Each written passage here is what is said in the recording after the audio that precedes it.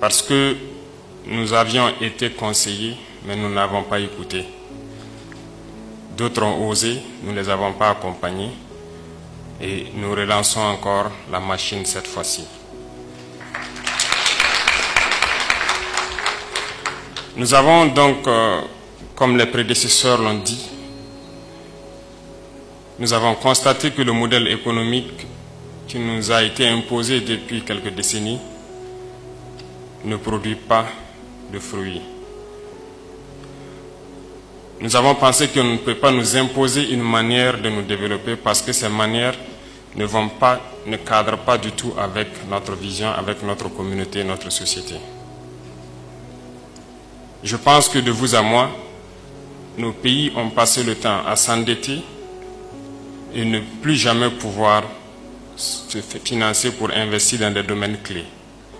Au point qu'aujourd'hui, nous prenons donc des prêts pour rembourser des prêts. Comment est-ce qu'on peut se développer dans ce contexte? Et c'est normal que ces institutions qui nous prêtent l'argent ne veuillent ou ne souhaitent pas que nous puissions donc nous en sortir.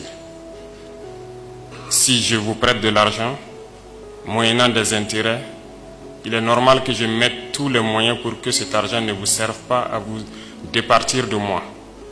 Et donc, ça pose un problème. Nous avons donc aussi réfléchi et nous nous sommes posé beaucoup de questions.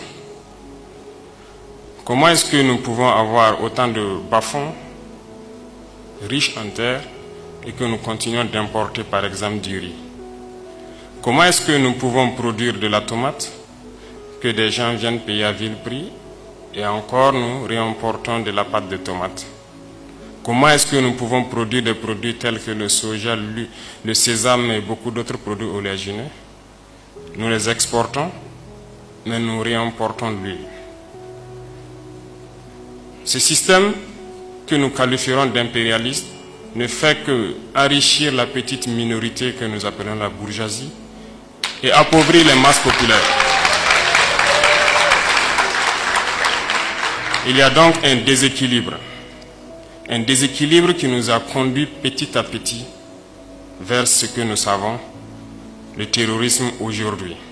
Phénomène créé et inventé, mais qui a connu l'adhésion d'une bonne partie de Burkinabés parce que n'ayant pas le choix, le fait de la pauvreté, ils se sont engagés.